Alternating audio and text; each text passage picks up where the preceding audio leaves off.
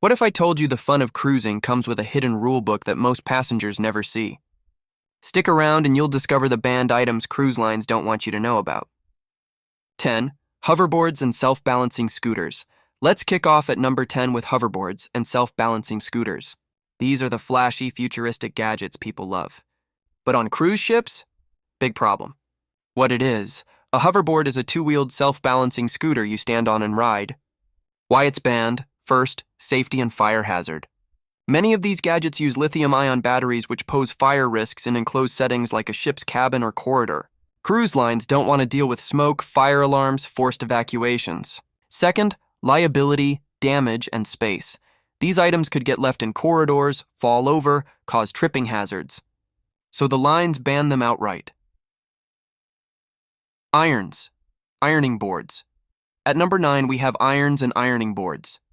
You might think I do need to look sharp on vacation, but here's why it's an issue. What it is: a typical steam iron or dry iron plus a portable ironing board. Why it's banned? The main concern is again safety. Steam irons can cause burns, fires, water damage, and wet floors in cabins. Additionally, the ship staff already offers laundry ironing services, so it's redundant. To avoid accidents with steam and high heat inside small cabins, cruise lines forbid bringing your own. Candles.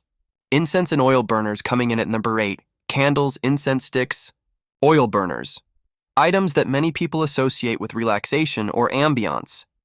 What it is: any flame or heat-based aroma device, wax candles, incense, essential oil burners, etc.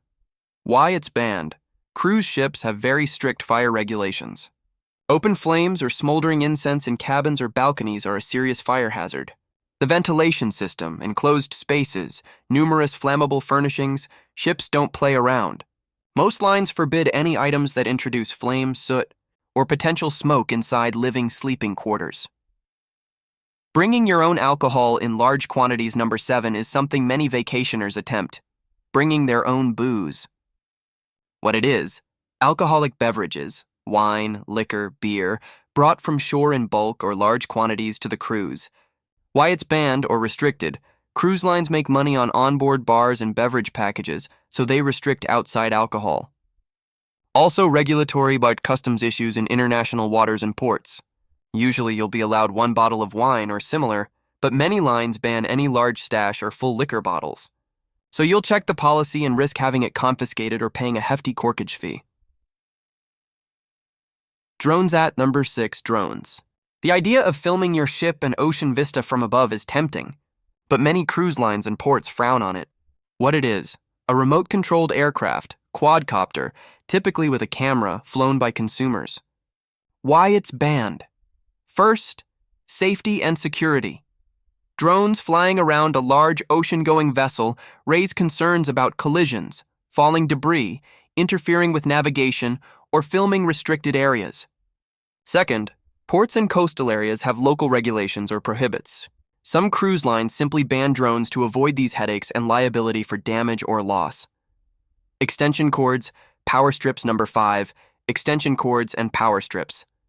At first glance, benign, but on board ships they present problems.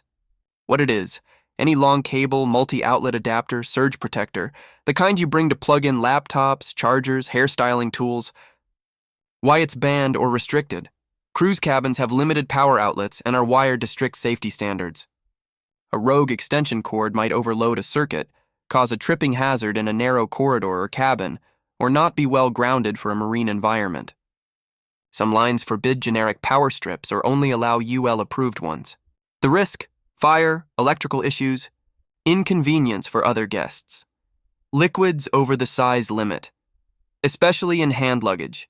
At number 4, large liquids carried into the ship or into cabins. Not just the airport security size limit, but ship-specific rules.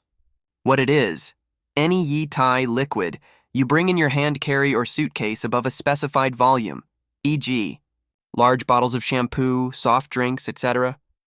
Why it's banned or restricted? Cruise ships need to control liquids for health, sanitation, spillage risk, and smuggling of prohibited substances. Some liquids may be flammable or risk causing stains, damage in cabins. Also, beverage resale. Ships want to ensure onboard sales. While not always outright banned, many lines impose limits.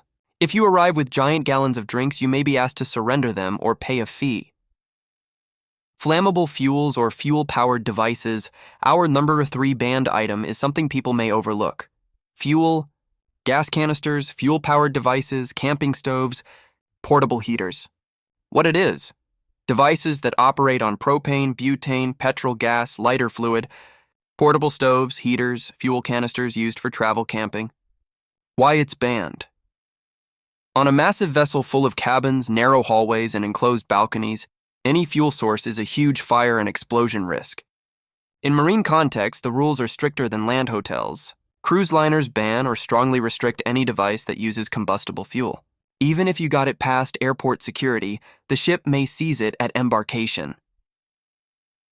Unapproved medical devices, oxygen tanks, without pre-approval, coming in at number 2.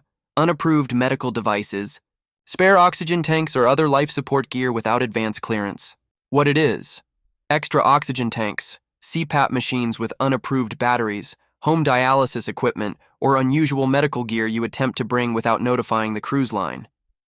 Why it's banned or restricted. Ships must comply with maritime health and safety regulations. Crew must be trained for certain approved medical devices. Power wiring must meet marine standards. If you bring something that gets confiscated or causes a problem, the ship would be liable. So you may need to disclose these ahead of time. If you don't, the device may be banned, or you may be denied boarding. Massive gaming consoles, personal pool tables, heavy equipment. And finally, at the top of our list, number 1, large, heavy equipment items like full-size gaming consoles, personal pool or ping-pong tables, or oversized cargo that you might try to bring for onboard fun. What it is: think a full-size arcade game, a pool table, a portable trampolines, or massive speakers and staging gear. Why it's banned. Because cruise cabins and decks are designed for standard baggage, not bulky cargo. These items can't be safely stowed, may obstruct evacuation routes, exceed weight limits, and pose a hazard. Also, logistical cost. If you bring something very large, you may incur extra freight charges or be forced to leave it behind at the port. Cruise lines ban or limit such items because they disrupt the smooth operation of the ship. Part 3. The outro. And there you have it. The 10 shocking banned items that most people don't even realize are off limits when they board a cruise ship. To recap, from hoverboards to heavy equipment, from flammable fuels to unapproved medical devices, these aren't just arbitrary rules. They're grounded in safety, logistics, liability, and regulatory concerns. Next time you pack for your cruise, use this list as your secret checklist. If you found this video helpful, go ahead and hit that like button and subscribe if you haven't already. We've got more insider travel secrets coming your way. Drop a comment below. Which banned item surprised you the most? And if you've ever had an item confiscated on a cruise, share your story. Thanks for watching, and I'll see you on the next one. So now you know, behind the glittering lights, the tropical cocktails, and those endless buffets, the world of cruising hides more secrets than most passengers ever realize. The truth is, every cruise ship runs on a delicate balance of luxury and safety. A floating city with its own strict laws, hidden enforcement teams, and invisible rules designed to keep everything running like clockwork. When we think of cruises, we imagine freedom, open oceans, warm breezes, total escape.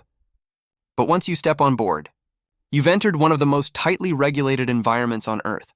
Every item you bring, every movement you make, even how you store your luggage, it's all part of a system designed to maintain order on what's essentially a metal city adrift at sea. 40 with 17 laws each. Cruise ship operates under what's called a flag state, meaning it follows the maritime laws of the country where it's registered, whether that's the Bahamas, Panama, or Malta. And that matters, because the rules you follow on a ship aren't necessarily the ones you'd follow at home.